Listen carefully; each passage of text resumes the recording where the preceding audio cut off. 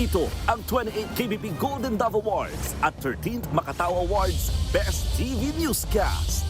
Frontline Pilipinas.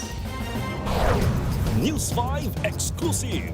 Lalaking nanghalay umano ng 10 taong gulang na bata patay sa pananambang. Ang sospek, tatay ng biktima na iginantilang daw ang kanyang anak. Isa pang exclusive. Ano nangyari ah? Halika rito at tagamok ka kanyay. Ang road rage na yan ng dalawang rider na uwi sa barilan. Kuya! Hoy kuya!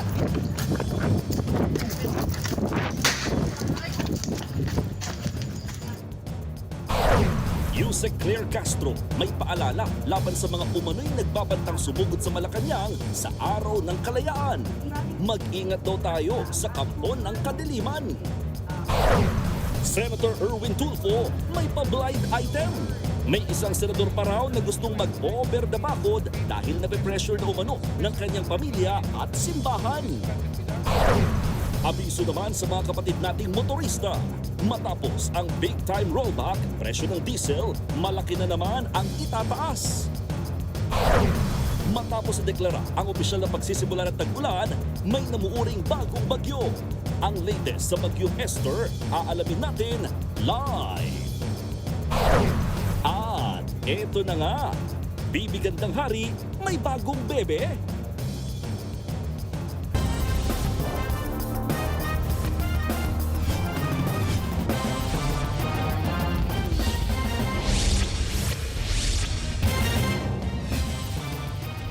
Inilagay ng isang ama sa kanyang kamay ang batas. Dahil nababagalan daw siya sa usad ng hustisya, pinatay niya ang lalaking gumahasa umano sa kanyang anak. Ginasabwat parang suspect ang kanyang bayaw para isakatuparan ang kanilang paghiganti. Nasa frontline na balitang yan si News 5 Mr. Exclusive, Gary De Leon.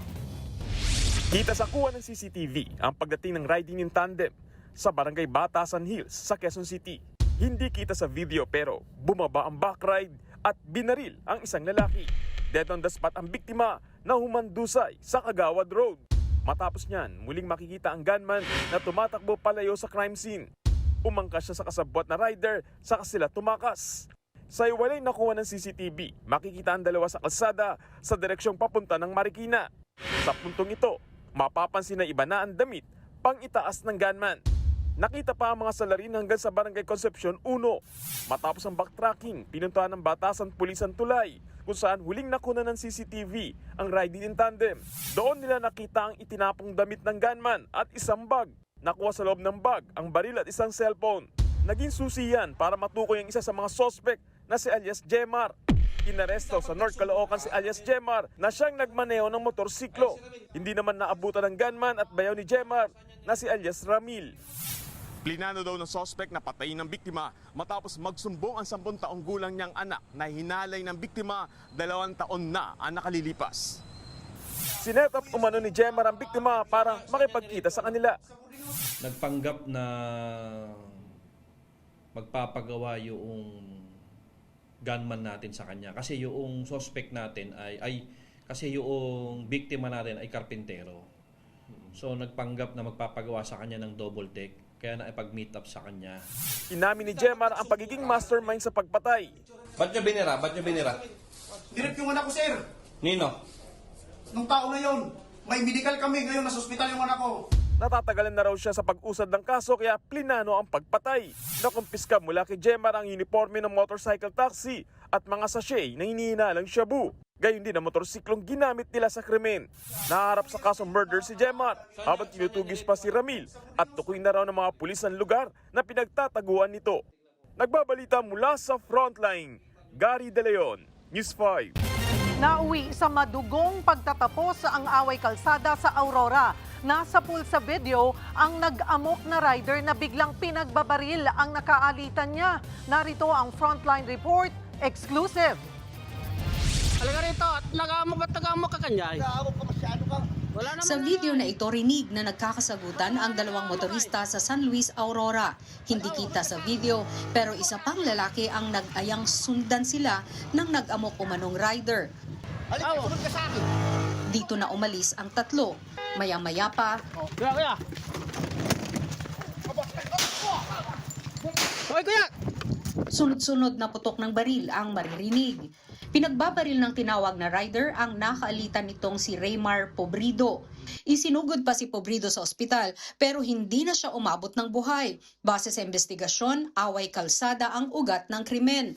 Simula ang insidente dahil lang sa simpleng pagtatalo dahil buntik silang magkatagisan sa daan.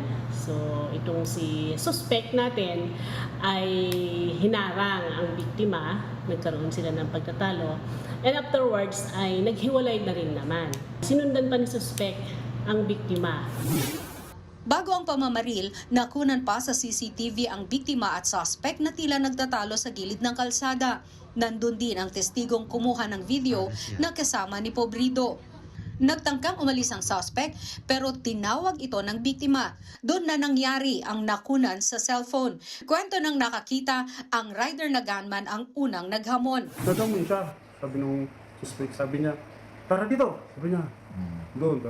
Hindi nga, pumunta sila sa kabila sa may kanto ng dulo. Ako naman, naka-video na ako, di ba po? Naka-video na ako. Which is, sinundan ko sila. Pag sinunod ko, nagbusina na po ako. Busina ako ng busina. So, hanggang sa makarating doon sa bahay, narinig ko yung baril na pumutok na. Tapos, 2 beses, tumakbo na po ako. Tumakbo ng tago na ako. Dahil sa CCTV footage, agad ding natukoy at inaresto ang suspect na si alias Rogelio. Inihahanda na ang kaukulang kaso laban sa suspect. Nagbabalita mula sa Frontline, Margie Bentulan, News 5. Sari-saring report na ang natanggap ng NBI tungkol sa umano'y kinaroroonan ng puganteng si Senator Bato de la Rosa. Ngayon naman, isa sa pinakabagong ulat ay namataan siyang sakay ng isang iyate. Live mula sa Pasay City, nasa Frontline na balitang yan si Gio Robles. Gio, ano pa mga impormasyon kaugnay dyan?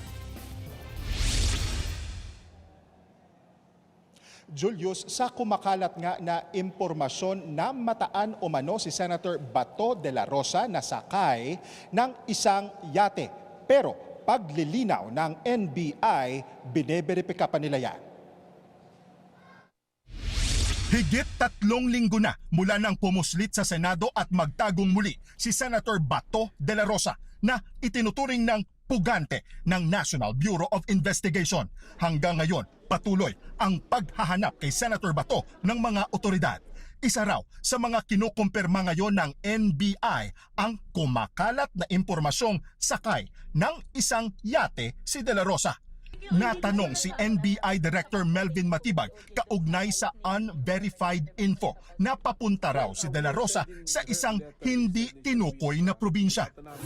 Check pa natin. Hindi ko pa nakita yan eh. Wala po, yung post na po yun. Baka kasi nililigaw tayo, ay maingat tayo. Pinaaresto si De La Rosa sa bisa ng arrest warrant mula sa International Criminal Court.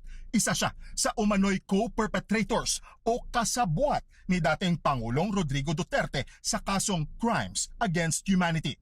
Dati na rin sinabi ng NBI na ipapasabi na nila ang asawa ng senador na si Mrs. Nancy De La Rosa. Kaugnayan ng mga social media post kung saan sinabi niyang sinamantala ng mister ang putukan sa Senado para makatakas. Pero imbes na ipatawag, susulat na lang daw ang NBI sa kanya. Well, we are sending her a letter instead na isabihin na siya. Sulatan namin siya to explain. Kasi ang gusto naming malaman naman dun is yung kung nagpadala ba talaga siya ng mensahe kay Senate President Alan Peter Cayetano at yun yung binasa mismo ni Senator Alan Peter Cayetano. Na sinabi dun yung term na escape tapos yung shooting yung naging. Umaasa raw ang NBI na sumagot at sumipot si Mrs. De La Rosa sa kanilang imbitasyon. May 4 na personalidad ng ipinasabina ang NBI kaugnay sa pagtatago ni De La Rosa.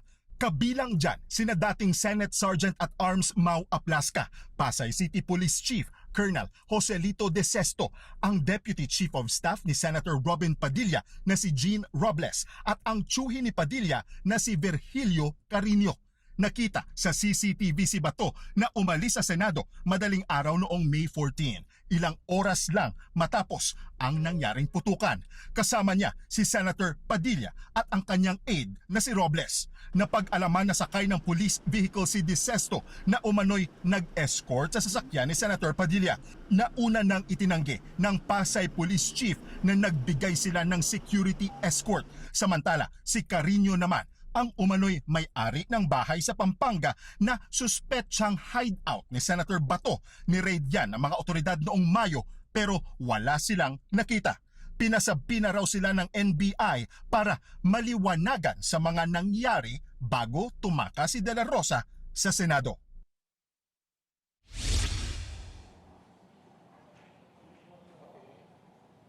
Nitong Lunes pa, inaabangan sina Aplasca dito sa NBI. Inabot na tayo ng Biyernes pero walang sumipot ni isa sa kanila. Pero ayon kasi sa NBI Cybercrime Division, sa susunod na linggo, next week na sila inaasahan dito sa NBI, either June 10 o 11. Julius, balik sa'yo.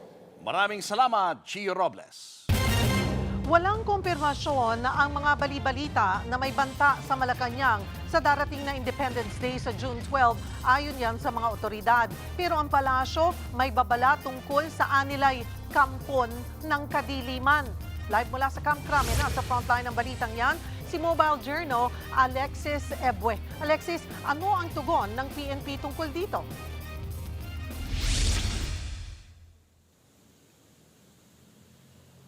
Cheryl, itinanggi nga ng PNP na meron silang natanggap na kumpirmadong intel kaugnay nga dito sa kumakalat na threat o banta sa pagdiriwang ng Independence Day sa June 12. Sa press briefing dito sa Crame, sinabi ni Chief PNP PIO na nakipagpulong si DILG Secretary Rimulya sa mga opisyal ng PNP. Nang tanungin sila kung saan ang meeting sa mga kumakalat online na may plano umano ang mga supporter ni Vice President Sara Duterte na sugurin ang Malacanang, ang sagot ni PNP, walang validated intelligence kaugnay niyan. Ganun pa man, tinayak nila na handa at maging vigilante ang PNP para matiyak ang kaligtasan ng lahat. Sa pagdiriwang ng Independence Day sa June 12 sa buong bansa, may mga nakplano na raw na deployment kaugnay niyan bilang bahagi ng normal routine exercise ng kapulisan. Pakinggan natin ang pahayag ni PNP spokesperson Police Colonel Arlan Reyco. We have received no validated intelligence regarding any such threats on Independence Day, but we reassure the public that the PNP remains ready and vigilant and fully deployed to ensure the safety and security of all Independence Day celebrations across the country.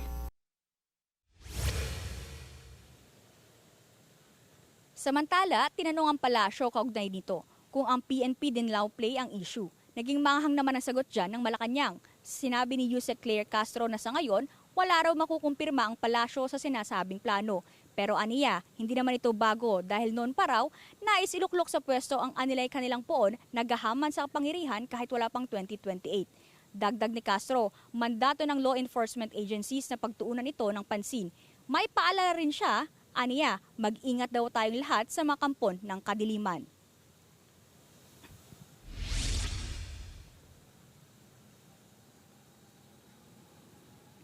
Cheryl, kanina natanong din namin itong spokesperson ng PNP kung ano yung reaction nga nila dito sa mga nagpapakalat na merong nga daw magaganap o mangyayari sa Independence Day. Ang sabi nila, huwag na lang daw tayo makiparte sa mga ganito dahil baka lumala nga lang.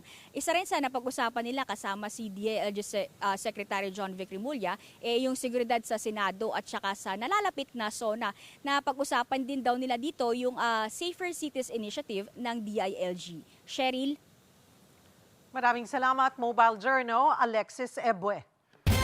Kalaboso ang isang lalaking nangikil ng libo-libong pisong pera sa mga dayuhan. Ginamit niya ang pagkakakilanlan ng isang pulis para manakot. Nasa frontline ng balitang yan si Mobile Journal, Jazz Paredes.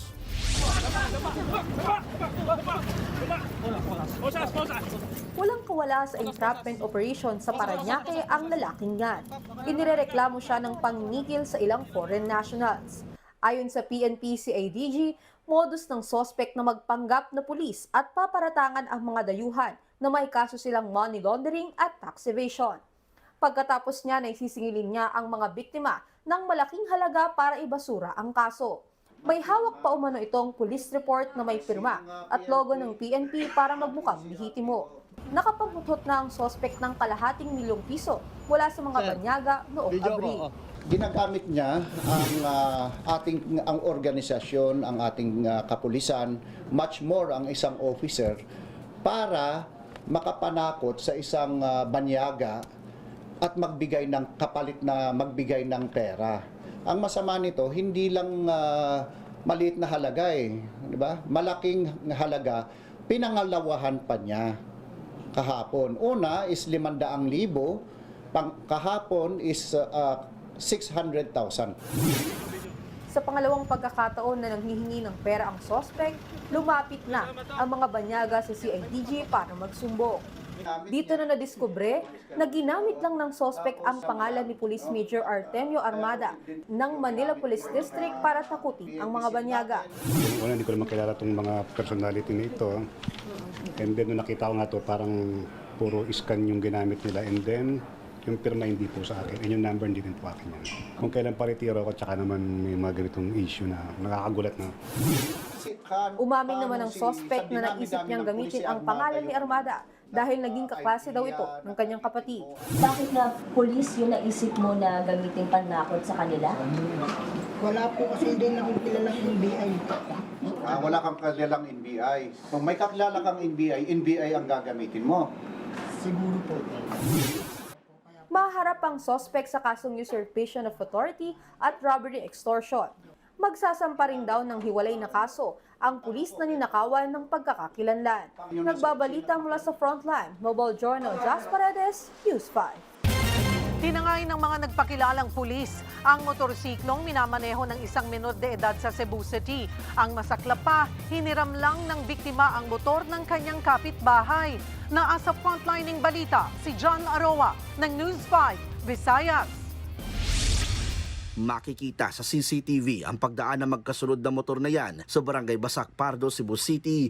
Maya-maya, kinorner na ng riding in tandem ang 15 anyos na laking kasabayan nila. Lumapit ang angkas sa bata at pinababa ito sa motor. Tila may tinanong pa ang lalaki sa bata bago nito binuksan at binusisi ang compartment ng motor. Pati ang rider, nakibusisi na rin. Ilang saglit pa, iniabot na ng binatilyo sa lalaki ang helmet ito. Hanggang sa sinakyan na ng lalaki ang motor ng binatilyo. Sinubukan pa ng binatilyo na umangkas sa motor. Pero pinababa siya ng lalaki at pinaglakad na lang. Ang dalawang lalaki nag-U-turn muna sabay umiskapo tangay ang motor. Kwento ng 15 anyos na biktima, nagpakilalang mga pulis ang dalawa.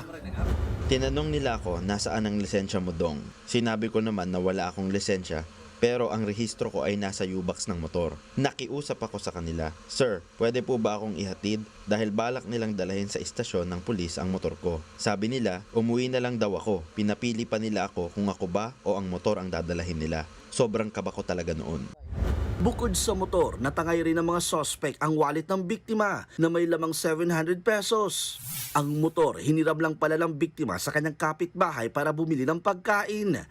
Kaya naman, labis ang paghihinayang na may-ari nito. Masakit din talaga dahil kahit ganoon lang ang motor na iyon, marami rin akong isinugal at pinagpaguran para mapagkagastusan at ma-upgrade yon. Malaki ang naitulong nun sa akin dahil ginagamit ko rin yon bilang service pagpasok ko sa kolehiyo. Nagtungo ang News 5 sa Inayawan Police Station at ayon sa mga pulis, patuloy pa ang investigasyon at pagtukoy sa mga salarin. Umaasa naman ang mga biktima na maibabalik ang ninakaw na motor. Nagbabalita mula sa Frontline, Jan Arua, News 5, Visayas!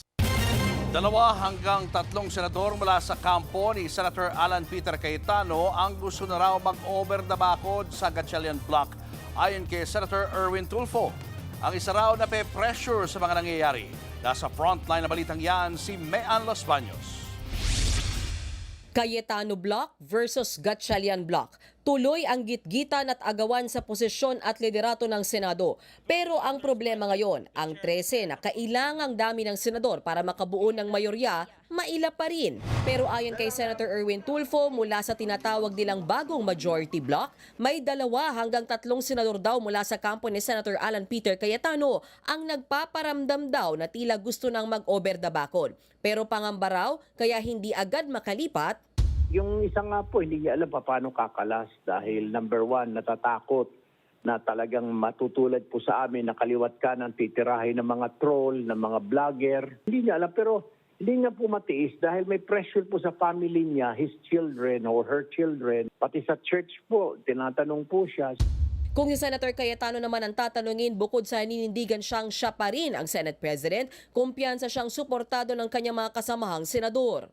Kasi kung ako lang parang gusto ko nang sabihin dalawa sa kanila na pairam nyo na yung boto kasi ang hirap ng pinagdadaanan nila. Tapos para bang ako lang nakikinabang dahil akong SP. So although alam na nila na ilan kaso na at ilan na ang hinalungkat sa akin, so nandun yung support. Patuloy pa rin daw niyang gagampanan ang kanyang trabaho bilang leader ng Senado. I will assert my authority. Legitimacy as Senate President. I will write the letters, I will perform my duty. Then let's see kung anong gawin ng Malacanang at saka ng... So for example, sa hearings, malamang hindi pumunta yung mga kabinete pag kami nagpatawag. But that's a reflection on them, not on us. Pero si Senator Erwin may pakiusap na sa kampo ni Cayetano. Inansit na po kayo. Bago na po, Senadora Loren, hindi na po kayo ang pro tempore. Ayan na po, si Senator Win. Senator Joel, hindi na po kayo ang majority leader. Si Senator Mix na. So, parang awa nyo na magtrabaho na ho tayo. Dahil 2 panig ang nag-aagawan ng posisyon, pati empleyado ng Senado, nalilito na rin daw. Ang tanong, sino ba ang dapat sundin? It's up to the people to decide. Alam ko yung mga nasa elevator, mas mahal ako kasos kay Win si Rose. So pag sabay kami sa elevator, ako ang papabura ni Rose. Pero kung gusto ni Win mauna, okay lang. Yung mga employee, dapat din sila malilito dahil diniklara na ng Malacanang na in support of Senator Sherwin Gatchalian as the acting Senate President. Posible daw pulungin ni Senator Erwin ang mga head ng departamento na nagpapasok pa rin ng kanilang mga empleyado kahapon. Kahit pa may memo na si Senator Gatchalian na work from home dapat. Wala raw dapat ipag-alala ang mga karaniwang empleyado na sumunod lang sa mga head ng opisina nila. Pero ang mga matataas na posisyon na sumuway sa utos ng bagong leader ng Senado, sabi ni Senator Tulfo, maaari raw may parusa. Nagbabalita mula sa Frontline, Mean Los Baños, News 5. Pinagbigyan ng Sandigan Bayan ang hiling na hospital arrest ni dating DPWH Secretary Manuel Bonoan. Plano rin daw ng kapwa akusado niyang si Senator Jinggoy Estrada na humiling ng hospital arrest. Nasa frontline ng balitang yan, si Mobile Journal, Alexis Ebwe. Martes nang makita si dating Department of Public Works and Highways Secretary Manny Bonoan na naka-wheelchair nang dumating sa Sandigan Bayan. Sa ngayon, nananatili pa rin ang dating kalihim sa isang pribadong ospital sa Pasig. Sa kabila ito ng pag-aproba ng Sandigan Bayan 5th Division ang hiling niyang hospital arrest habang dinidinig ang kanyang kasong plunder. Sasailalim muna si Bonoan sa medical examination. Oras na lumabas na ang resulta, saka pa lang siya malilipat sa PNP General Hospital. As of now, I cannot say na tatagal o mabilis lang. Kasi kailangan po natin na makita muna ang result ng mga diagnostic procedure at saka yung laboratory examination para ma-assess po siya ng maayos ng kanyang attending physician sa Medical City po. Nakahanda na raw ang mga kwarto ni Bonoan sa PNP General Hospital at mga kakailanganin para sa pagmonitor sa kanyang kalagayan. Matatanda ang unang na-ospital si Bonoan dahil sa hypertension. Doon na rin nakita ang iba pang karamdaman ni Bonoan. Ayon sa kanyang kampo, kabilang dyan ang sakit sa puso, bato, prostate at diabetes. Based on the situation, the symptoms during the time of examination. So yun po yung nakita na diagnosis, and then later on gumawa po kami ng further studies, and then nakita namin po na meron pa palang other na sakit po si former secretary po. Hindi pa raw masabi sa ngayon kung makakadalo ba ng personal sa pagdinig si Bonoan dahil sa kanyang kalagayan. Bukod kay Bonoan, plano rin ng kampo ng kapwa-akusado ni Bonoan na si Senator Jingo Estrada na humiling ng hospital arrest. Iniinda naman ng senador ang osteoarthritis o sakit sa magkabilang tuhod. As you can see, maski na nakaupo lang siya in the Quezon City Jail, nahihirapan siya. Pero yung hospital arrest mo ba in a public parang you could consider it a potential pain management issue. Nagbabalita mula sa Frontline, Alexis Ebue, News 5.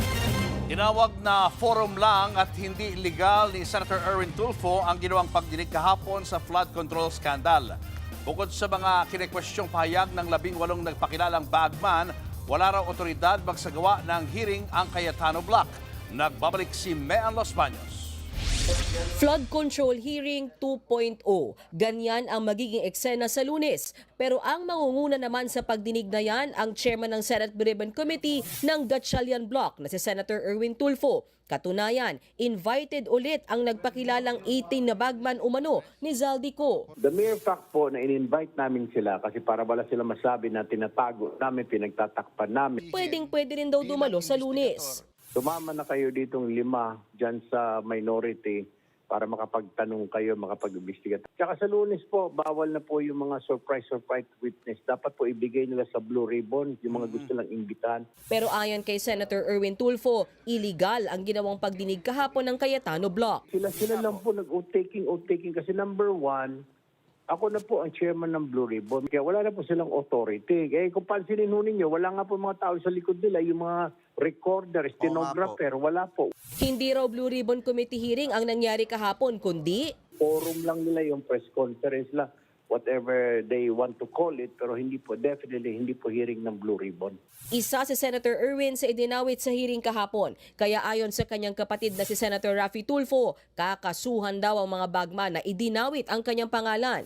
I talked to Erwin right away. I called him up and he said, that's not true. Galit na galit siya. He will file a cyber libel case against those Marines na binanggit pangalan niya, maging doon sa mga senador na ini-implicate din siya dahil, remember, illegitimate sila eh. Kahapon sa pagdinig, sinabi ng bagman na si Bernard Gumban na 2 beses nag-deliver ng mali-maletang pera kay Senator Erwin. Bali po, nakapag-deliver po ako doon kay Senator Erwin Tulfo ng 2 beses.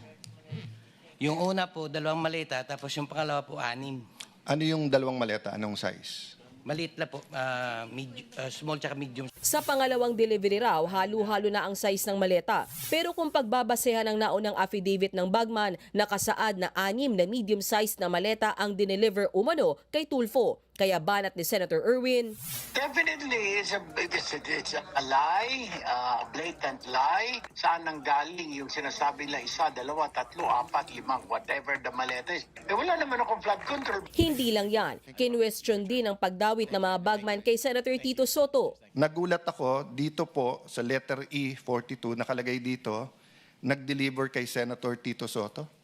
Pwede nyo bang i-verify? Totoo po to at ay kwento nyo yung circumstance. Yes, Your Honor.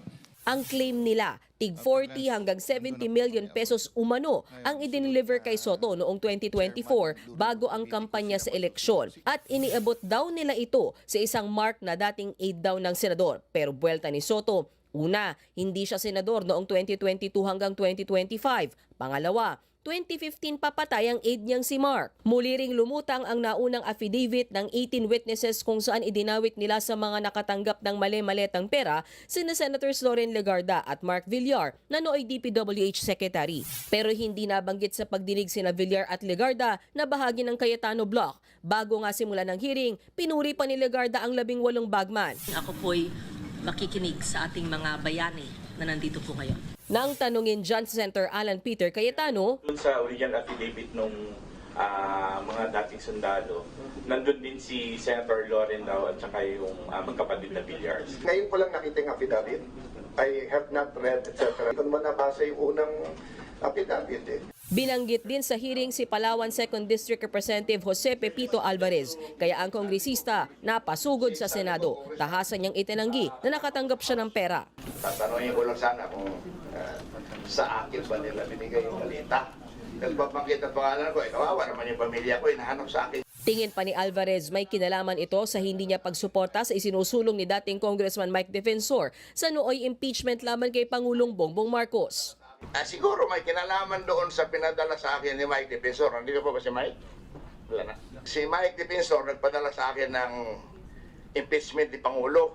Ako yung unang nandito sa cellphone ko. Gusto nyo makita. Pagkatapos, pinadala sa akin na kung maaari daw endorso ko. Nung hindi ko inendorso, bigla na lang ako nagkapangalan dito. Itinanggihan ni Defensor. Pipito Alvarez, kaibigan ko rin naman yan. Wala kaming problema niyan. Ngayon yung binabanggit niya, pasensya na po kung Pipito, wala pong staff ko ang lumapit kahit kanino man, kahit sinong congressman. Kasi kung ako yun, tatawag ako sa kanya. Yung sinasabi ng 18 Marines, wala po akong control dyan. Hindi ako kasama sa pag-draft nung kanilang affidavit. Kaya una, yung tumawag na staff ko o may nagpanggap na staff ko, hindi ko alam. Pero kung ako po yun, lalapitan ko siya, direkta. Kakausapin ko siya kung sakali man. Pangalawa nga, inuulit ko, doon sa 18 Marines, wala po akong control. Inamin naman niyang tumutulong siya sa 18 nagpakilalang bagman. Pero itinanggi niya na sinuhulan niya ng 5 milyong piso ang mga tumistigo base sa impormasyon ni NBI Director Melvin Matibag.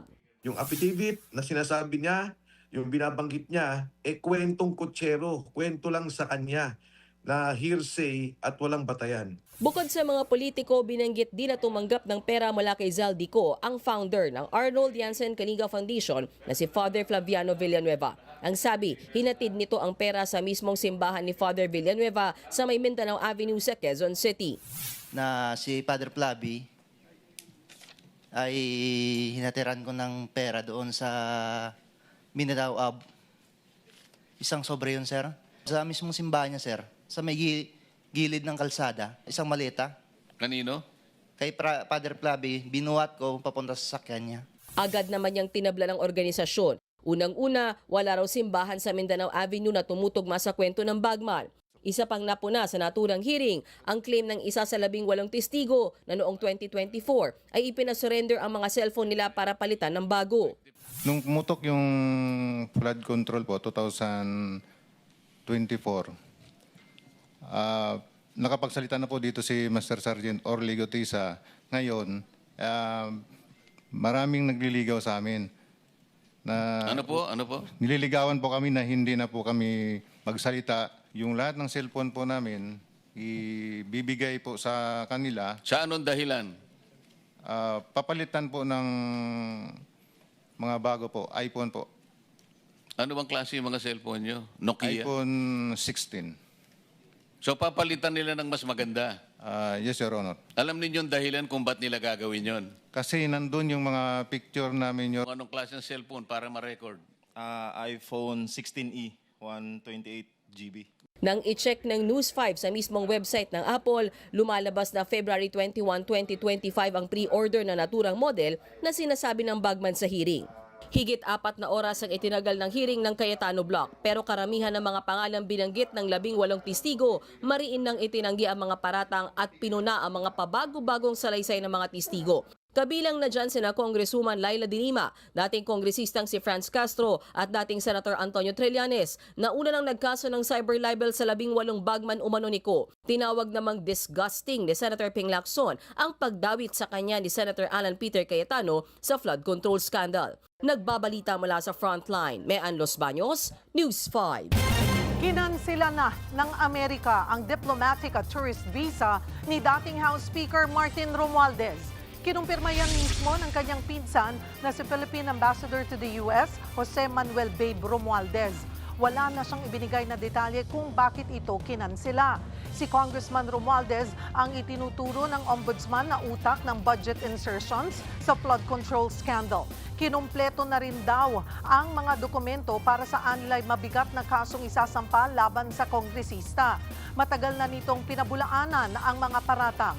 Sa ngayon, merong precautionary hold departure order ang Sandigan Bayan laban sa kongresista. Imbes na check-in sa airport na checkmate ang isang dayuhan sa Quezon City.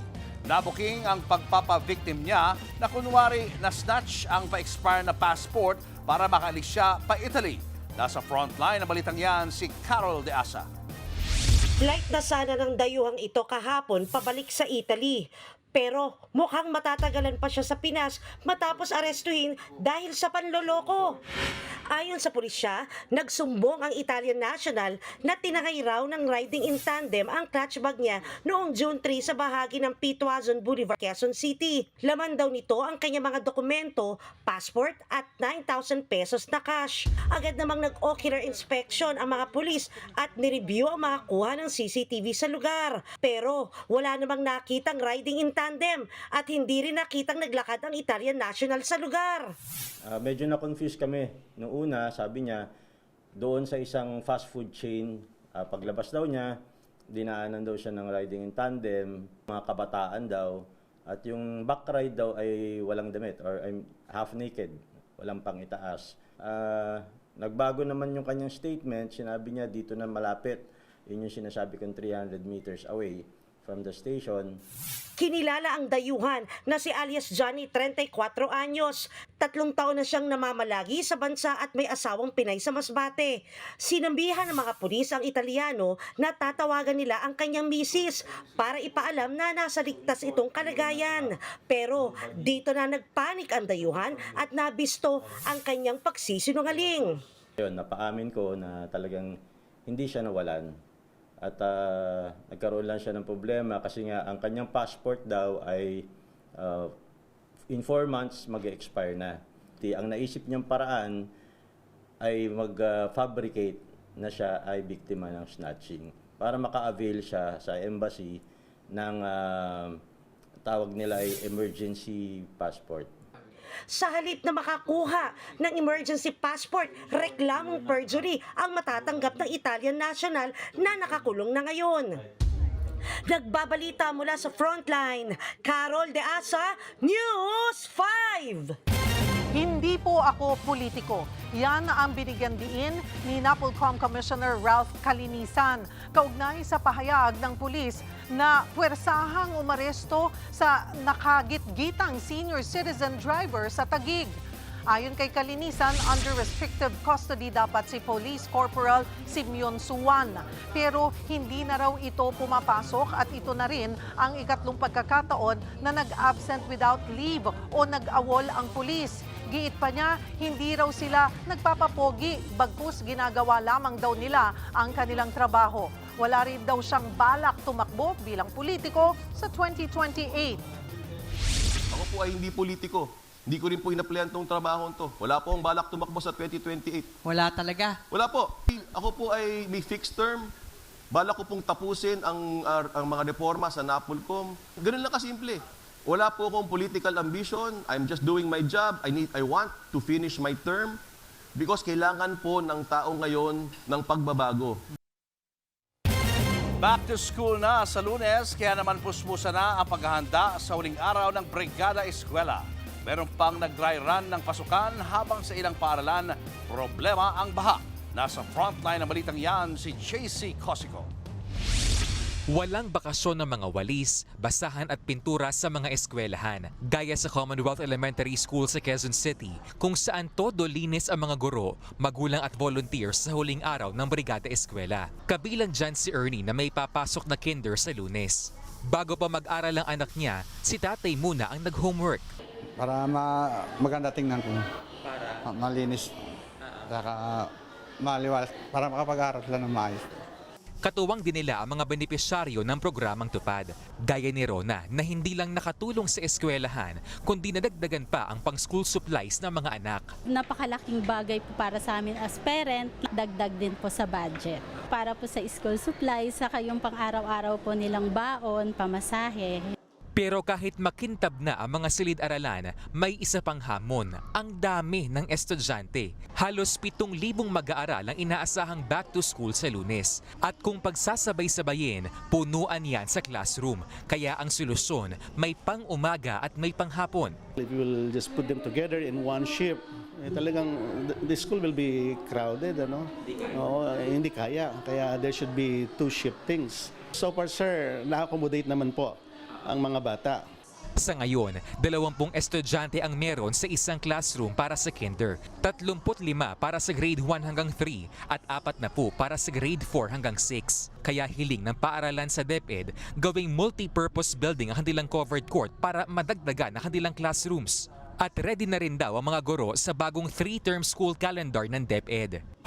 Sa Pasong Tamo Elementary School naman, parang may dry run bago ang grand opening. 6:00 pa lang ng umaga, dumagsa na ang mga magulang at bata para sa simulation classes. Ginawa nila yan para sa Lunes, hindi na maliligaw ang mga bata at hindi rin malilito ang mga magulang. Sa Pasay City naman, pati mga classroom at upuan sumailalim sa makeover. Sa Brigada Eskwela sa Bernabe Elementary School, pinakinis, pininturahan at inihahanda ang bawat sulok ng paaralan. May pa-feeding program pa para sa mga bata. Sa Hagonoy, Bulacan, iba ang school supplies checklist. Bag, check. Notebook, check. At bota, check na check. Kasama sa paghahanda rito ang pagsuong sa baha. Si Nanay Rose may nakahandang bota at sandals para sa mga anak dahil kapag high tide, parang may water obstacle course bago makarating sa eskwelahan. Minsan, kinakailangan pa niyang buhatin ang mga bata para makaiwas sa maruming baha at posibleng sakit. Para safe po, para hindi, syempre, madumi yung tubig, para hindi sila magka-leptospirosis, nakakatakot din syempre. Ganito rin ang hinaing ni Lola Yesa. Madalas nga raw malate ang kanyang apo kapag baha. Mahirap. Sinasabi na lang na sa teacher, pasensya na sila kasi ganyan nga ang sitwasyon sa amin. At habang umaas silang masolusyonan ang problema sa baha, tuloy pa rin ang Brigada Eskwela. Nagbabalita mula sa Frontline, JC Cosico, News 5. Aabante na sa quarterfinals ang kampanya ni Pinay tennis ace Alex Ayala para sa singles event ng Birmingham Open. Yan ay matapos niyang talunin sa round 2 ang pambato ng Russia na si Alina Chareva. Highlight sa match ang dominanteng first set ni Ayala at ang kanyang naging comeback sa second set mula sa 2-4 deficit. Ang final score, 6-2 at 7-5. Susunod na makakalaban ni Alex ang Thai player na si Mananchaya Sawangkil. Showbiz, eto na nga! Mga kapatid, eto na nga ang mga umaarangkadang showbiz balita ngayong Biyernes. Ipapasa na ng actor-senator na si Robin Padilla ang titulong Bad Boy sa pamangkin niyang si Daniel Padilla sa susunod na installment ng nasabing film franchise. Nasa frontline ang balitang yan, si MJ Marfori. Masaya po sa showbiz kaysa sa politika. Yan ang pag-amin ni Senator Robin Padilla matapos ma-reunite sa Showbiz Press sa special preview ng kanyang pelikula na Bad Boy 3 na higit isang dekada in the making. Naunsyami raw ang installment dahil na-busy sa politika ang tinaguriang Bad Boy ng big screen. Pero sabi ng actor-senator, about time na para ipasa niya ang titulong Bad Boy sa nararapat na tagapagmana. Walang iba kundi ang kanyang pamangkin na si Daniel Padilla. Lalo pa at pinaplano na nila ang Bad Boy 4. Oo, kasi boy parang baka wala nang maniwalang boy pa ako. Hindi rin malayo na ang special someone ni Daniel na si Kyla Estrada ang maging leading lady. Ayon naman sa tatay ni Daniel na si Romel na producer ng pelikula. Naman, di ba? Para naman makita silang magkasamang dalawa sa Bad Boy 4. In the works na rin daw ang Bad Boy 4. Siyempre, dahil present si Robin, hindi may iwasan na matanong siya sa estado ng politika sa bansa, partikular na sa Senado.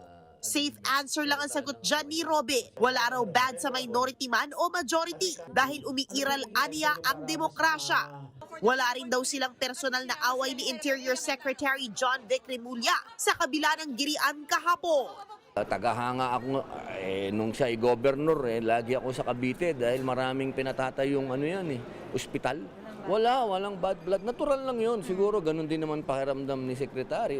Ganun talaga. Meron siyang pinaglalaban, meron din akong pinaglalaban. Ang importante, walang nagbuhat ng kamay. Mas maiksi naman ang sagot ng unbothered niyang misis na si Mariel Rodriguez sa nangyayari sa Senado. Politika lang naman yung lahat ng magulo. Kami naman okay kami. Abangan Abangan sa mga sinihan ng Bad Boy 3 soon. Nagbabalita mula sa Frontline, MJ Marfori, News 5. Susunod sa pool sa CCTV. Mag-asawang kagagaling lang sa palengke, mabilis ang hinold up ng riding in tandem. Opisina ng DENR sa Davao pinag-utos ni Mayor Baste Duterte na tambakan ng basura. At mga mamimili, ratsyada sa last-minute school shopping bago ang pasukan sa Lunes. Abangan ang lahat ng yan sa pagbabalik ng Frontline Pilipinas.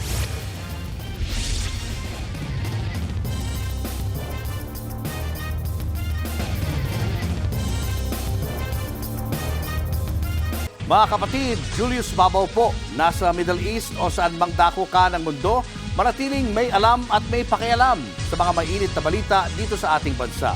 Simulan po natin ang bawat araw sa tuloy-tuloy na balitaan sa Frontline. Mag-follow at mag-subscribe sa social media pages ng News 5.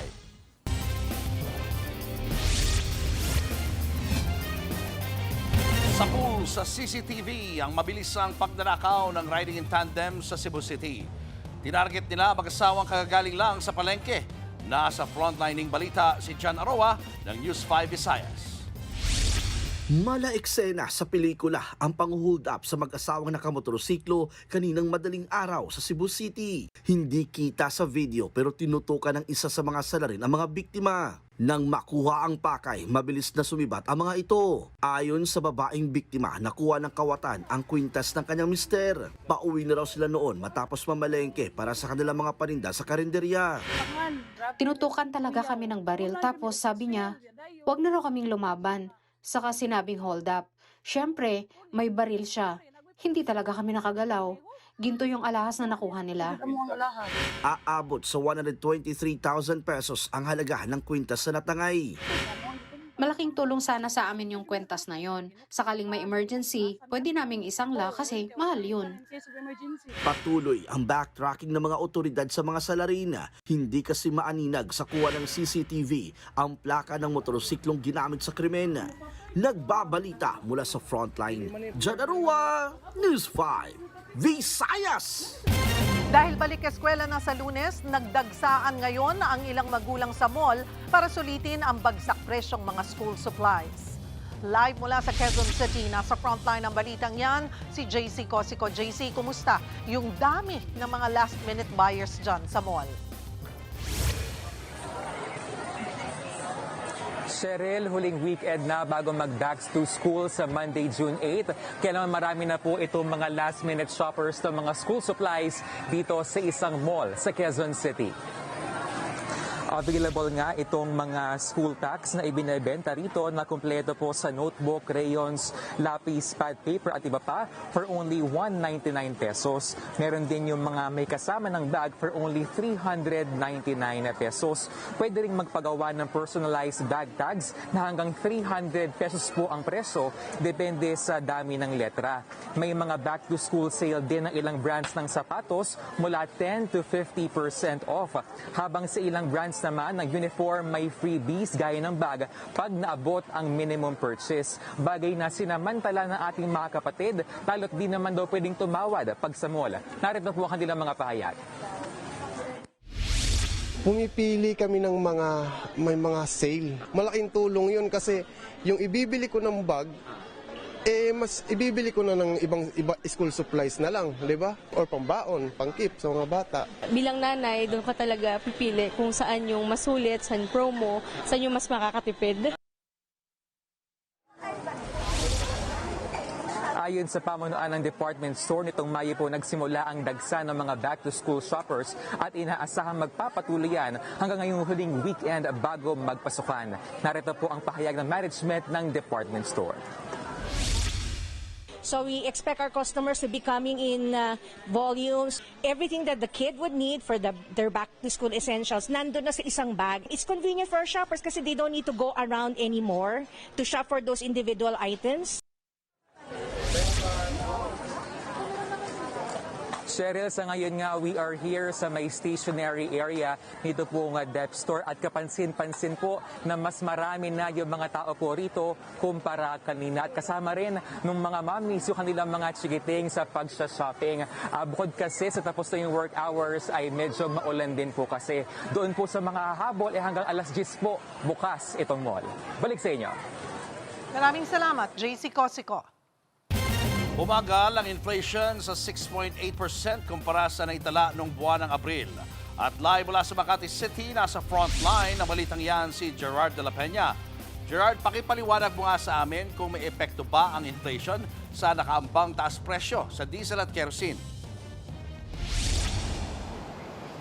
Tama ka, Julius, mas mababa nga ang inflation rate nitong Mayo. Ang ibig sabihin nito ay mas mabagal yung pagtaas ng presyo ng mga bilihin. Yun nga lang, kumpara nung nakaraang taon ay napakamahal pa rin talaga ng presyo ng mga bilihin at ramdam na ramdam pa rin yan ng mga consumer.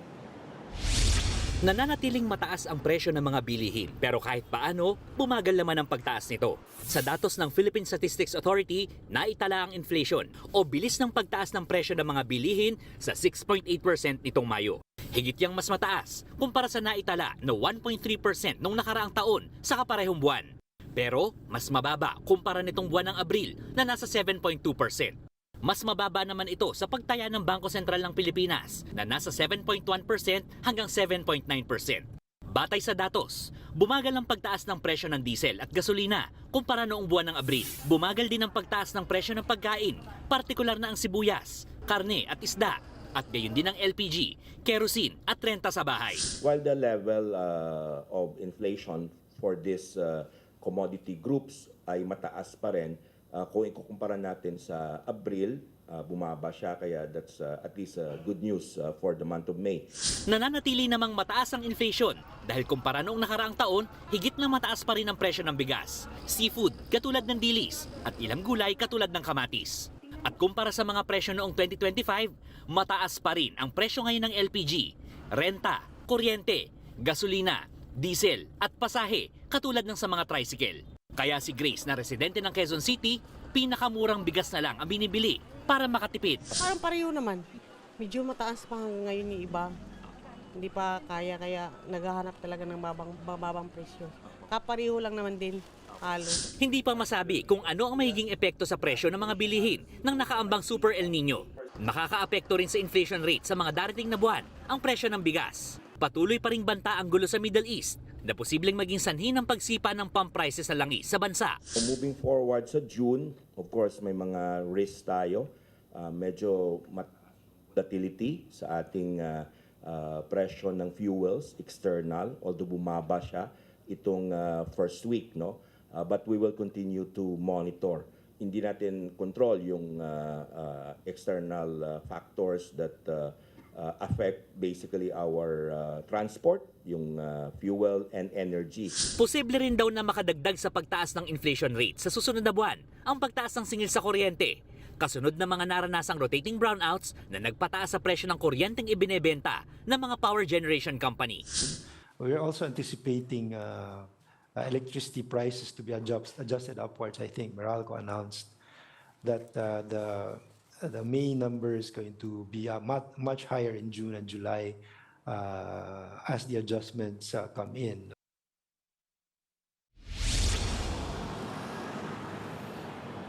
Julius, presyo na rin lang ang pinag-uusapan natin. Nako, next week ay pwedeng tumaas ng 5 hanggang 6 pesos ang kada litro ng diesel at ang kerosene naman ay 7 hanggang 8 pesos ang itataas sa kada litro. Ang gasolina sa ngayon ay parang walang increase pero kung magkaka-increase man daw mababa lamang ito. Ito ay base doon sa trading day simula noong Lunes hanggang kahapon at hinihintay pa yung resulta ng trading day ngayong araw na ito kaya malalaman natin ang final na galaw ng pump prices natin sa Lunes. So ito na ngayon sinasabi ng Philippine Statistics Authority na mga bagay na hindi kontrolado, partikular na yung gulo dyan sa Middle East. Julius. Maraming salamat, Gerard de la Peña. Susunod, opisina ng DENR sa Davao, pinag-utos ni Mayor Baste Duterte na tambakan ng basura. Ito pang bundok ng basura na perwisyo raw ang amoy sa mga residente. Grabe pa raw ang mga bangaw. At Rosana Roses may bagong twist para sa kanyang karakter na si Leia sa may best friend Eman.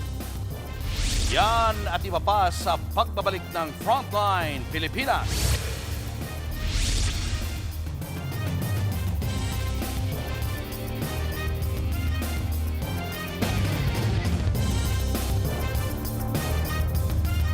Mga kapatid, Julius Babaw po. Nasa Middle East o sa amang dako ka ng mundo, manatiling may alam at may pakialam sa mga mainit na balita dito sa ating bansa. Simulan po natin ang bawat araw sa tuloy-tuloy na balitaan sa Frontline. Mag-follow at mag-subscribe sa social media pages ng News 5. Naging tambakan ng basura ang labas ng opisina ng DENR sa Davao City. Si Mayor Baste Duterte mismo ang nag-utos niyan para raw makita ng ahensya ang epekto ng pagsasara ng isang sanitary landfill sa lungsod. Live mula sa Davao City, Ania, sa Frontline sa balita si Bril Montalvo ng News 5 Mindanao. Bril, ano ang sitwasyon dyan ngayon?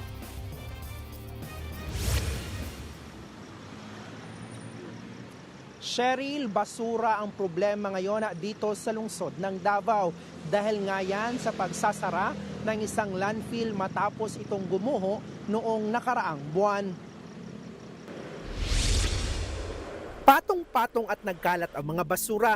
Hindi mo aakalaing tanggapan pala ito ng Department of Environment and Natural Resources sa Davao. Kasunod ito ng utos ni Davao City Mayor Baste Duterte na gawin ang DENR office bilang garbage collection point.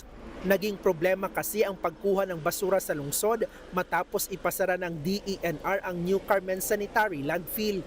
Gumuho ang landfill noong nakaraang buwan at 3 tao ang nasawi rito matapos matabunan ng basura. Agad itong ipinasara muna ng DENR para bigyang daan ang safety assessment. Ang problema, ganito ang sitwasyon ngayon sa ilang lansangan ng umikot ang news team. Tambak ang basura sa mga sidewalk na umabot na hanggang sa kalsada. May pagkakataon kasing hindi nasusunod ang schedule sa koleksyon ng basura. Kaya ang ilang residente napiperwisyo.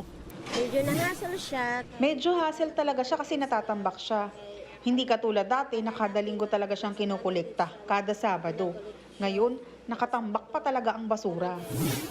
Aabot sa 750 na tonelada ng basura ang nakokolekta sa Davao City araw-araw. Ang ilang hindi pa nakokolekta, tinabunan na lang ng trapal. Si Mayor Baste Duterte nababahala raw sa peligrong dulot nito sa kalusugan. Pinuna niya na hindi mismong basura ang problema, kundi aniya ang bureaucratic ineptitude o umano'y pagkainutil ng DENR. Iginiit din niya na base sa kanilang assessment ay pwede nang muling buksan ang landfill habang patuloy na nagsasagawa ng corrective measures. Ayon sa mayor, hindi na kailangan pang maging tambakan ang opisina ng DENR kung pakikinggan nito ang kanilang rekomendasyon bago ang nakatakdang pagbubukas ng isa pang panibagong landfill ngayong buwan.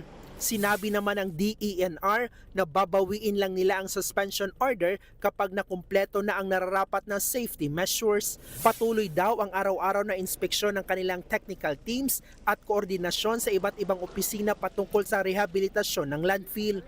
Samantala, kagabi kinumpirma ng gwardiya ng DENR na isang truck ng basura ang nagtapon sa harap ng tanggapan. Trabaho gina siya. Napakabaho talaga. Halos lahat ng dumadaan dyan nagtatakip ng kanilang ilong. Nagsusuot na lang ako ng face mask para sa aking kalusugan. Wala pang pahayag ang DENR sa utos ng pagtatapon ng basura sa labas ng kanilang tanggapan. Samantala, pinabulaanan naman ito ang mga kumakalat na fake news na si Pangulong Bongbong Marcos umano ang nag-utos na suspindihin ang garbage collection sa Davao City.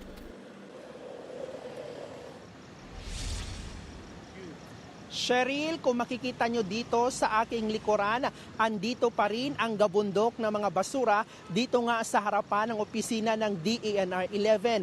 Kani-kanina lang may nakita tayong isang sasakyan na nagtapon ng sako ng basura dito sa labas ng opisina. Kaya ngayon naglagay na ng malaking tarpaulin ang ahensya dito sa labas na mahigpit na ipinagbabawal ang pagtatapon ng basura dito sa lugar. Hindi pa malinaw, Cheryl, kung kailan hahakutin ang mga basura dito. Samantala, Cheryl, sinabi rin ni Mayor Baste na ngayong June 16 na inaasahang matatapos ang bagong sanitary landfill ng lungsod na inumpisahan pa noong taong 2024. Nilinaw din ng alkalde na mayroon ng Environmental Compliance Certificate o ECC ang nasabing bagong sanitary landfill at maaari na itong magamit pag natapos na. Cheryl. Maraming salamat, Bril Montalvo ng News 5 Mindanao. Nang dahil din sa tambak ng basura, nagsisialisa na ang ilang residente sa Cebu City. Inireklamo rin ang dami ng mga bangaw. Nasa frontlining balita si Jan Aroa ng News 5 Visayas. Sa South Road Properties sa Cebu City, para hindi na ito transfer station, kundi imbaka na talaga ng gabundok na basura. Hindi pa man nakakabawi ang lugar, may dumadating na namang bagong karga ng sangkaterbang basura. Kakahakot lang ng mga garbage truck na ito mula sa iba't ibang barangay at dito ito diretso itinatapon. Bumagal daw ang koleksyon ng basura sa lungsod matapos isara ang Binalew landfill na gumuho noong Enero. Kaya ang dapat sana'y pansamantalang hintuan lang ng basura mukhang naging permanenteng tambayan. Pero hindi lang paningin ang nasasaktan. Reklamo ng mga residente sa katabing kondominium. Araw-araw daw nilang kasama sa breakfast, lunch at dinner ang amoy ng basura at ang mga bangaw. Kaya ang iba umaalis na lang daw at madalas nang magkasakit. Pati mga restaurant at hotel sa lugar, dama rin ang epekto. Ayon naman kay Consel Joel Garganera, transfer station lang ang ipinaalam noon. Just imagine ang ilang pananghin, transfer station, karon nahimo ng dam site. Transparency ba? Hindi pa rin kasi pwede ang pagtatapon ng Binalew landfill habang hindi pa tapos ang investigasyon sa nangyaring pagguho. Kaya sa bayan ng Aluginsan pa dinadala ang bahagi ng basura ng Cebu City. Aminado naman si Mayor Nestor Archival, mabigat talaga ang problema. Pero giit niya, pansamantala lang daw ito at naghahanap sila ng pangmatagalang solusyon. This is temporary. I will do the best we can to reduce the amount of garbage going to the landfill. Nice! Mga taong tumatag og solusyon unsaon, come to the city government. Habang wala pa ang solusyon, patuloy ang pagtatambak ng basura sa transfer station na tila naging dump site na. Nagbabalita mula sa frontline, Jan Arua, News 5, Visayas!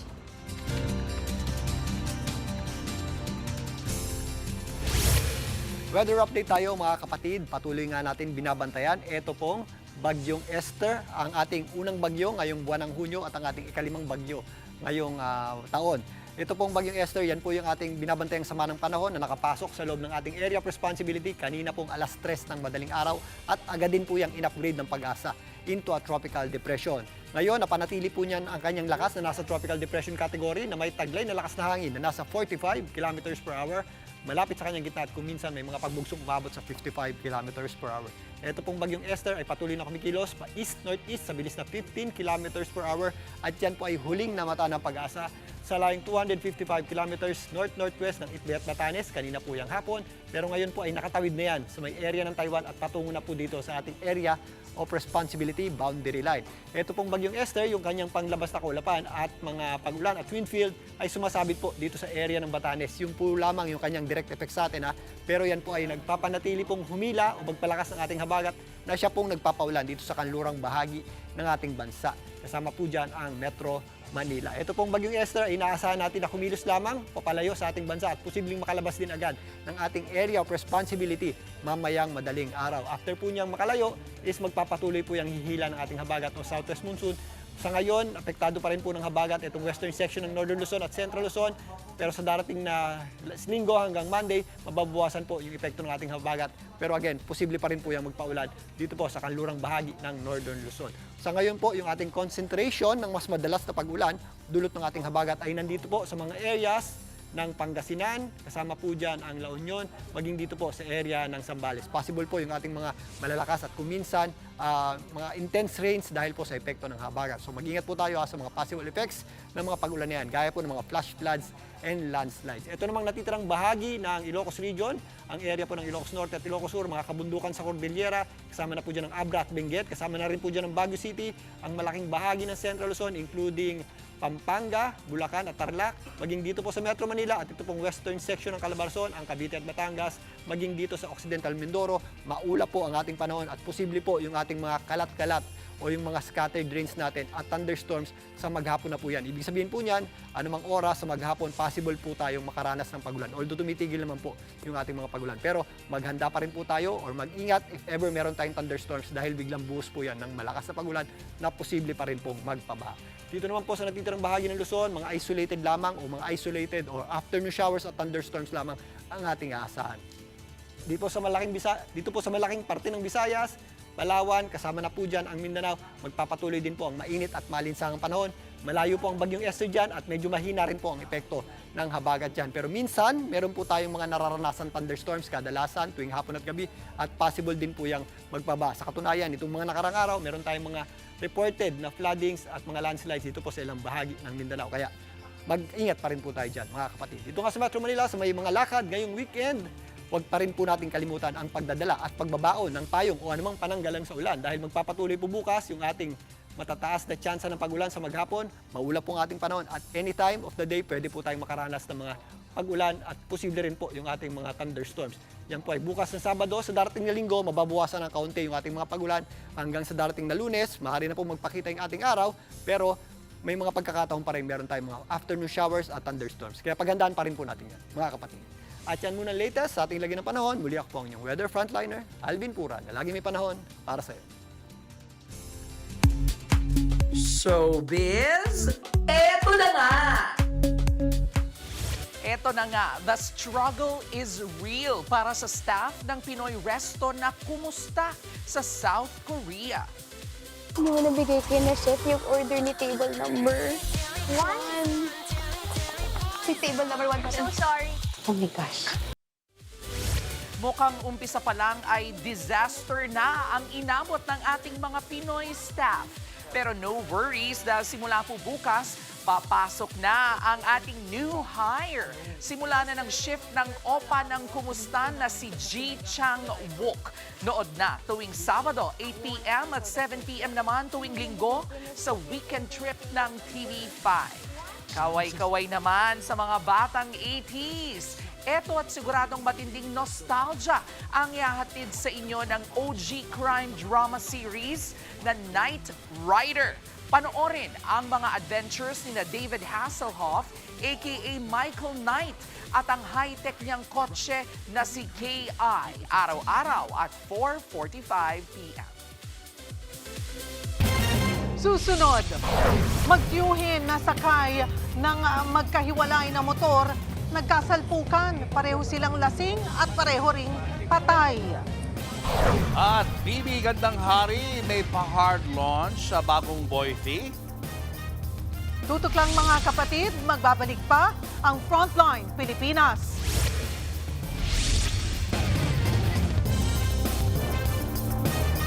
Mga kapatid, Cheryl Cosim po. Nasa Estados Unidos, Canada o saan mang dako ka ng mundo, manatiling may alam at may pakialam sa mga mainit na balita dito sa ating bansa. Simulan natin ang bawat araw sa tuloy-tuloy na balitaan sa Frontline. Mag-follow at mag-subscribe sa social media pages ng News 5.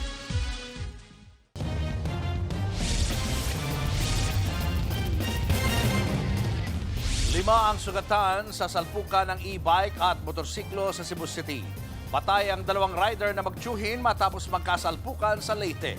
Yan at iba pa sa Frontline ng balita ni John Arawa ng News 5 Visayas.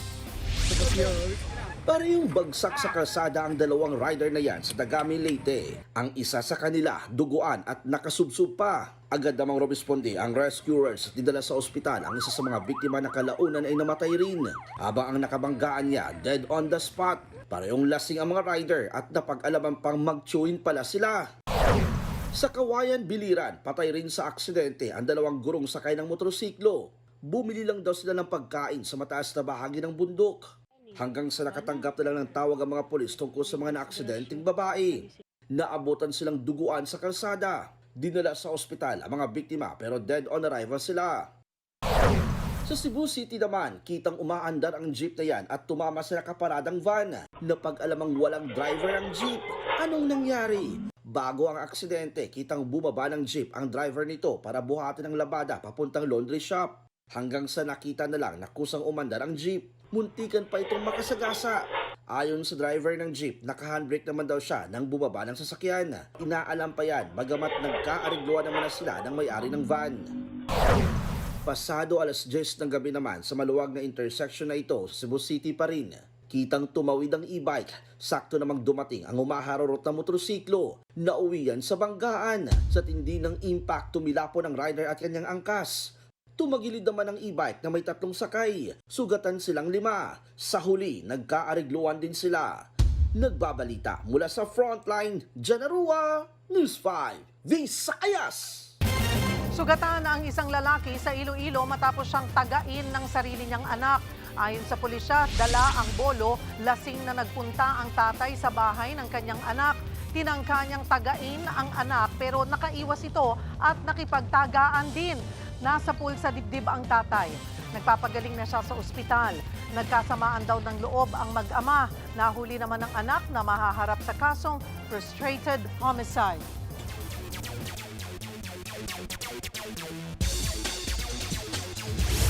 Muling maghaharap ang Barangay Ginebra at TNT Tropang 5G sa Game 2 ng Finals ng PBA Commissioner's Cup. Susubukan ng Barangay Ginebra na ituloy ang momentum matapos magwagi sa Game 1, 102-100. Naging susi dyan ang game-winning basket ni Justin Brownlee. Bukod kay Brownlee, nagpakitang gilas din si RJ Abrientos na nakascore ng 24 points. Sabik namang bumawi ang TNT Tropang 5G. Aminado si TNT star Calvin Oftana na nalagay sila sa alanganin dahil sa maraming turnover sa first half ng Game 1. Sa kabila niyan, mahaba pa naman daw ang serye at kaya pa nilang bumawi sa mga susunod na laro. Showbiz, eto na nga! Eto na nga, back on set si Miss Rosana Roses sa programang My Best Friend Eman. Sabi pa nga po ni Osang, marami pang dapat abangan sa karakter niyang si Leia. Nasa frontline na balitang yan, si MJ Marford.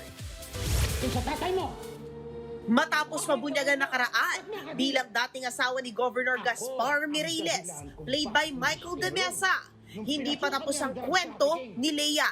Spotted nga on the set ng My Best Friend Eman ang nag-iisang si Rosana Roses. Sekreto pa raw ang gagawin niya, pero say ni Osa. Ngayon pa lang nang-unfold sa akin yung kwento niya. Ang laki kasi ng twist sa character ko. So, tapos si Michael De Mesa pa yung kaaktingan mo. Isa pa sa nilo-look forward ni Osa ay ang mga eksena nila ni JM De Guzman bilang si Mateo na dati na niyang nakatrabaho. Relate daw si Osang kay JM dahil sa kanilang mga naging makulay na nakaraan, questionable choices in life at challenging moments noon. Sabi ko nga sa kanya, make sure na okay ka. Pag okay ka, okay ako. Ganun lang yung lagi kong sinasabi kasi wala akong maisip sabihin sa isang gaya niya na napakagaling na aktor pero pare-parehas kami, naligaw kami ng landas. Kaya naman sobrang inspiring para sa kanya ang tema ng My Best Friend Eman.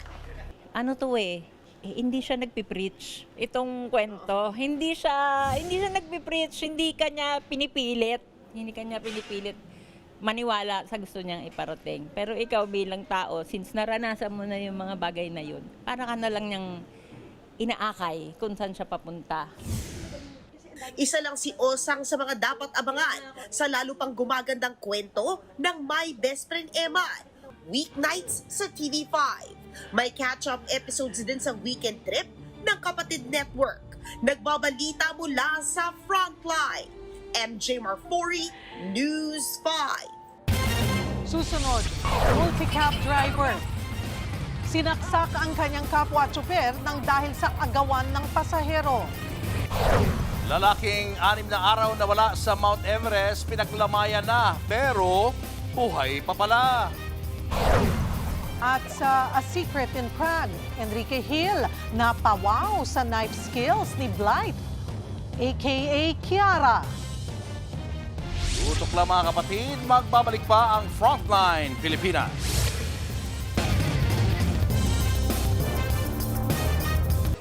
Mga kapatid, Cheryl Cosing po. Nasa Estados Unidos, Canada o saan man dako ka ng mundo, manatiling may alam at may pakialam sa mga maiinit na balita dito sa ating bansa. Simulan natin ang bawat araw sa tuloy-tuloy na balitaan sa Frontline. Mag-follow at mag-subscribe sa social media pages ng News 5. Arestado ang 2 kawatan na nanloob sa isang bahay sa San Juan. Sakto kasing napadaan ang mga nagro-rondang pulis. Nasa frontline ng balitang yan, si Brian Castillo. Sa kulungan ng bagsak ng 2 lalaking yan matapos maaktuhang nagnakaw umano ng bisikleta sa bahagi ng Arlagmay Street sa San Juan City. Kalalabas lang umano ng mga sospek mula sa tinarget nilang bahay bandang 2:00 ng madaling araw. Malas nila, nakasalubong nila ang mga rumorondang pulis. Kaduda-duda raw ang kilos ng 2 kaya sinita ng mga otoridad. Nakita nila yung 2 lalaki na lumabas doon sa compound na may bitbit na isang bisikleta. Nang tinanong nila kung kanino po yung dala nilang bisikleta, yung isang suspect ay biglang kumaripas ng takbo. Nagkakahalaga ng nasa 10,000 piso ang ninakaw na foldable bike. Agad na naaresto ang magkababatang suspect na kapwa 22 anyos. Pawang street dweller ang 2. Inamin naman ni alias Boyet ang krimen. Sumakit po ako ng gate, tapos nakita ko po sa dulo ng halamanan na may bike po na hindi po nakapadlock. Dinala ko na po yung bike sa papalabas sa gate. Nagawa lang daw nila ang pagnanakaw dahil kailangan nila ng pera. Ma'am, sa nangyari po ng bike, naghihingi po kami ng patawad po. Mahaharap ang 2 sa reklamong theft. Nagbabalita mula sa Frontline. Brian Castillo, News 5. Nang dahil sa agawan sa pasahero sa Puerto Princesa, sinaksak ng isang multicab driver ang kanyang kapwa tsuper.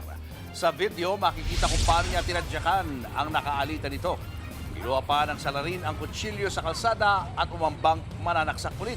Maya-maya, tuluyan ang umalis ang driver. Nasugatan sa braso at baba ang binugbog niyang driver na agad namang isinugod sa ospital. Pinablatter na sa barangay ang nanakit na tsuper.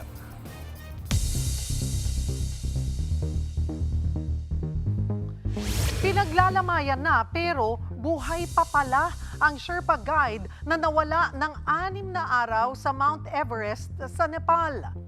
Nagulantang na lang ang mga tao nang gumapang pabalik ng base camp ang Nepali guide.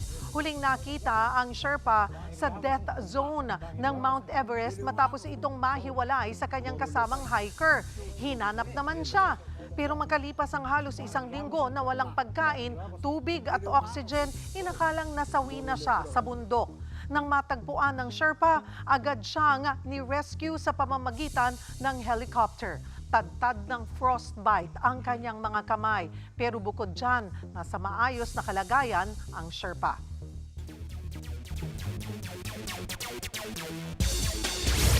Mga kapatid, nagkaroon ng last-minute adjustment ang Alas Pilipinas sa kanilang lineup para sa 2026 ABC Women's Cup.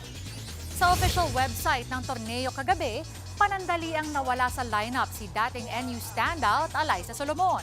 Pero ngayong araw, naibalik siya kapalit ni FEU middle blocker Jazlyn Eliarina.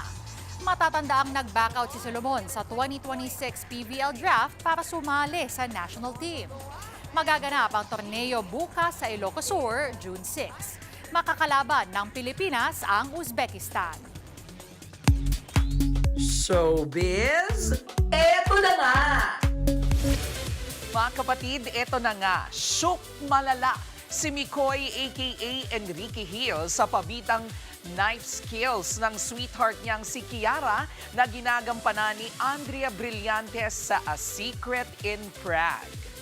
Ang eksena, nagmo-moment sina Mikoy at Kiara sa kusina habang sinasabayan ng sayaw ang kulitan nila.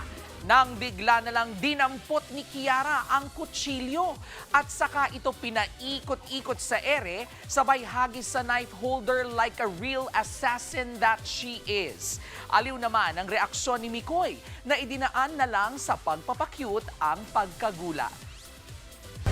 Okay to be sharp with knives, pero be gentle with my heart.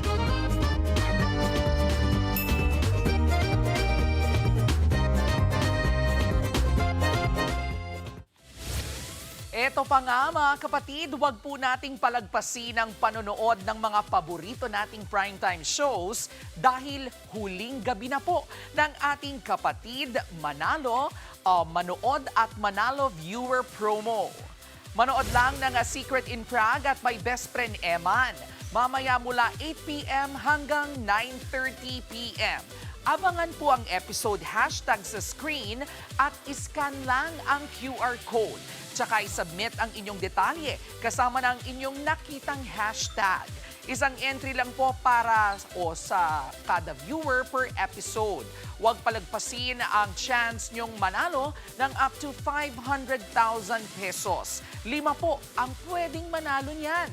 Kaya nood na ng A Secret in Prague at My Best Friend Emma. Susunod, rider na muli sumingit, siya pa ang galit ng magit-git. Celebrity dog sa China, ninakaw, ibinenta, saka kinatay. At TV, gandang hari, may pa-hard launch sa bagong boy feed. Yan at iba pa sa pagbabalik ng Frontline Pilipinas.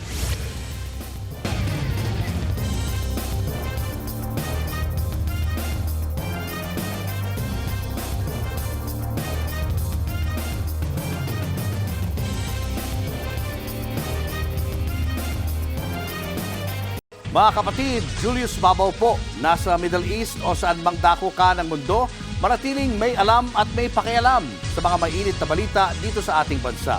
Simulan po natin ang bawat araw sa tuloy-tuloy na balitaan sa Frontline. Mag-follow at mag-subscribe sa social media pages ng News 5.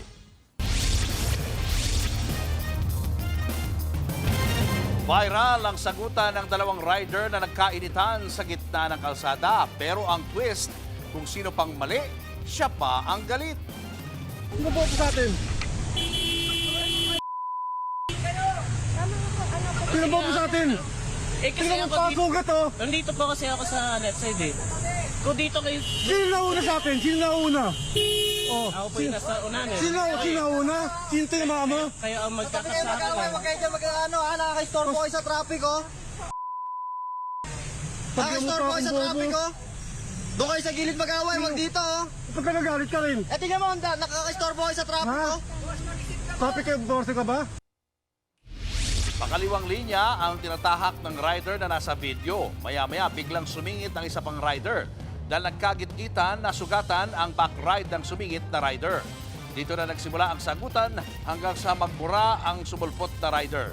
Nakarating na sa Land Transportation Office ang insidente at pinatatawag na ang gumitgit na motorista. Pinatawan din ng 90-day preventive suspension ang kanyang lisensya habang inilagay naman sa alarm status ang kanyang motor. Nabisto ang isang training center sa Mandaue City na nanggogoyo ng mga Pinoy na gustong mag-Japan. Ang isang opisina naman sa Cebu City, illegal na nagre-recruit ng mga Pinoy sa Middle East.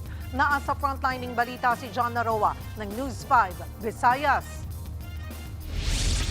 Sumugod ang mga opisyal ng Department of Migrant Workers o DMW sa isang visa consultancy firm sa Barangay Kasambagan, Cebu City kaninang umaga. Sangkot umano sa illegal recruitment ng kumpanya dahil ang ilan sa kanilang mga papeles ay para sa visa consultancy lamang at hindi recruitment agency. Nag-ugat ang operasyon matapos ireklamo ng mga nabiktima nito. Nag-alok umano ito ng trabaho sa ibang bansa at nangako ng mataas na sahod. Kailangan lang nilang magbayad umano ng processing fees na umaabot mula sa 150,000 pesos hanggang 300,000 pesos. Pero ang pangakong trabaho pagdating ng mga naging kliyente nito, napako. ang kanilang modus operandi is to deploy the workers to the Middle East, particularly in Dubai, no, while awaiting for the visa. No? So, may pagka-human trafficking din yun kasi paglabas ng bansa, walang appropriate visa. Dahil dito, binawi ng LGU ang kanilang business permit. Sa kaparehong modus, pinuntahan naman ng DMW ang Japanese Language Training Center sa Mandawi City. Naabutan pa ang 7 kliyente sa lugar na nagtitraining. Pangako rin nila ang trabaho abroad. Umaabot umano sa 50,000 hanggang 100,000 ang processing fee. Ang mga nagguyong biktima na gusto magtrabaho sa Japan nang hihinayang sa kanilang mga naging gastos. Nag-aaral lang kami ng wikang Hapon bago kami mag-apply sa mga ahensya. Sa Facebook lang namin ito nalaman. Sayang lang talaga dahil mahigit 10,000 na ang nagastos namin at nasa humigit kumulang 20,000 yung training fee. Kinuha ng DMW ang mga pangalan ng mga nabiktima para bigyan ng tulong pinansyal at maging sa proseso para legal na makapagtrabaho abroad. Kakasuwa naman nila ang manager at may-ari ng training center. Binawi rin ng LGU ang kanilang business permit. Nagbabalita mula sa Frontline, Jan Arua, News 5, Visayas! Sa ibang balita, hindi malayong mabawasan pa ang mga mamumuhunan sa ating bansa at posible pang lalong sumadsad ang halaga ng piso. Yan ang babala ng ilang eksperto sa gitna ng mga nangyayari ngayon sa Senado. Nasa frontline ng balitang yan si Gerard de la Peña. Ang kudeta sa liderato at pagtatalaga kay Senator Alan Peter Cayetano bilang Senate President, ang barilan sa loob ng Senado, at ang pagtakas si Senator Bato de la Rosa, ang pag-walk out ng minorya, at ang 2 araw na hindi pagsipot ng mayorya sa sesyon. Sa nakalipas sa 3 linggo, laman ng balita ang Senado. Ayon sa mga eksperto, hindi ito dapat isipin na away politika lamang dahil sa ngayon, nakakaapekto na raw ito sa sentimiento ng mga investor. Paliwanag na ekonomistang si Michael Ricafort, bago maglagak ng puhunan ang mga investor sa bansa, isinasaalang-alang ng mga ito ang sistema ng pamamahala, pagsunod sa batas at kung gaano kaepektibo ang justice system. Kaya naman, nakaapekto raw sa sentimiento ng mga investor ang ingay sa politika, lalo't may mga nakabinbing pang mga reforma at panukalang batas. Ayon din sa analyst na si Jonathan Ravelas, dati nang may agam-agam ang mga investor nang pumutok ang flood control scandal. Kaya sa gitna ng gulo sa Senado, hindi malayong mas mababa ang halaga ng investment na pumasok sa bansa at lalong humina ang halaga ng piso kontra dolyar. So ngayon, talagang, kumbaga, medyo kinakabahan na yung mga market observers na parang itong political noise hindi nakakagawa ng trabaho ang gobyerno, lalo na in addressing the 5 Fs, yung food, fuel at saka freight. So yun ngayon ang inaantay ng mga negosyante. Paano ba natin to i-address short term at saka medium term? Ayon naman kay Palace Press Officer Yusek Claire Castro, ang ingay at gulo sa Senado lubhang nakakaapekto na sa ekonomiya ng bansa. Alam naman po natin kung ano yung mga priority bills, hindi lang 2, hindi lang 1, hindi lang 3, marami po. Pero kung ganito po nangyayari sa Senado, mahihirapan po talaga. Hindi lang mga pangulo, kundi ang taong bayan. Apektado ang taong bayan dito. Pati po ang ekonomiya ay maapektuhan sa ingay at gulo sa Senado. Kung mas mababa ang halaga ng dolyar na papasok mula sa foreign investors, ay lalong hihina ang palitan ng piso kontra dolyar na magreresulta sa lalong pagtataas ng presyo ng imported na bilihin, partikular na ang bigas at langis. Ngayon pa nga lang, inaasahan na ng Bangko Sentral ng Pilipinas na baka lalong mas bumilis pa ang pagtaas ng presyo ng mga bilihin nitong Mayo. Dahil sa pagtaas ng presyo ng bigas, gulay at karne, posible rin daw na lalo pang magmahal ang presyo ng mga bilihin. Ngayon nagsimula nang pumasok sa bansa ang mga bagyo. In the past naman nakikita natin na kapag may typhoon talagang tumataas yung presyo ng pagkain because of course may mga nasisira, may mga nadadamage na harvest. Yung transport natin, yun yung kailangan din nating bantayan as well as the housing, water, electricity, and yung ating LPG. So yun yung mga malaki yung contribution sa ating inflation. So dapat yun yung ma-monitor at ma-mitigate yung price increases. Nagbabalita mula sa Frontline, Gerard de la Peña, News 5.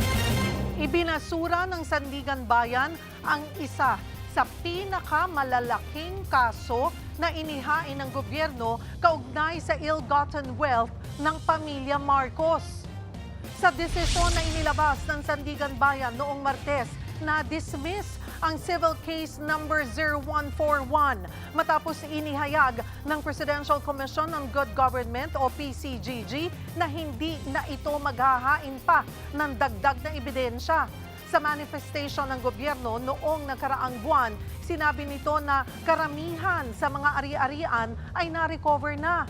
Ang kasong ito ay parte ng ill-gotten wealth na tinatayang nasa $5 billion o 307 billion pesos ang kabuuang halaga. Sinampa ang kaso noon pang 1991 at sakot nito ang mga ari-arian at yaman ng pamilya Marcos na hindi kabilang sa mga dati nang napagdesisyonan ng korte na i-forfeit o bawiin mula sa pamilya.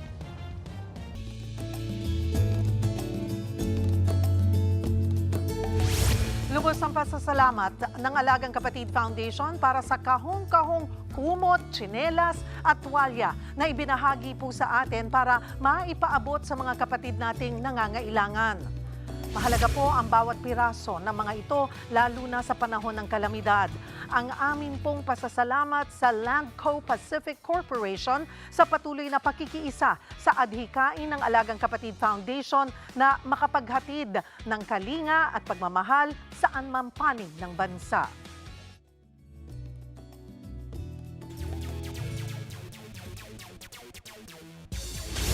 Pinatawa ng lifetime ban ang San Antonio Spurs fans na biglang pumasok sa court sa Game 1 ng finals kontra sa New York Knicks.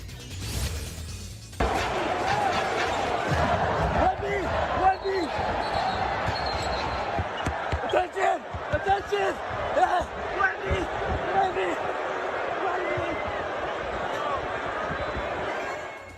Sa viral video na kuha mismo ng fan, sinubukan niyang makiselfie kasama si Spurs star Victor Wembanyama noong fourth quarter.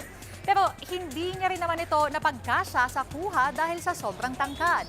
Mabilis din siyang hinila ng mga security guard palabas ng court at nagpatuloy na rin ang laro. Bukod sa fan na pumasok sa court, banned din ang isa niya pang kasabwat. Hindi na sila makakapanood ng kahit anong NBA game na live. Ayon pa sa ilang reports, posible rin silang makasuhan. At yan muna ang latest sa frontline ng sports. Ako po si Denise Tan. Happy weekend mga kapatid! Showbiz, eto na nga! Mga kapatid, eto na nga. Usap-usapan ng tila pa-hard launch ng actress-filmmaker na si Bibi Gandanghari sa kanyang love life. Sa kanya nga pong post kasamang naglalakad ni Bibi sa tabing dagat sa ilog ang isang mystery guy. Bukod sa kanyang maikling caption, wala nang ibang detalye na ibinigay si Bibi. Pero sapat na po ang heart icons para kiligin ang fans ng filmmaker. Ang mahalaga, masaya si Bibi. At yan nga po ang ating mga showbiz update ngayong Biyernes. Happy weekend mga kapatid! Ako po si Jervy Rice. Abangan niyo ulit kami sa Lunes dito sa TV5 sa 1PH, RPTV, True TV at 105.9 True FM. Kami ang inyong mga kapatid sa Balitaan at Public Service. Walang iwanan sa Frontline Pilipinas.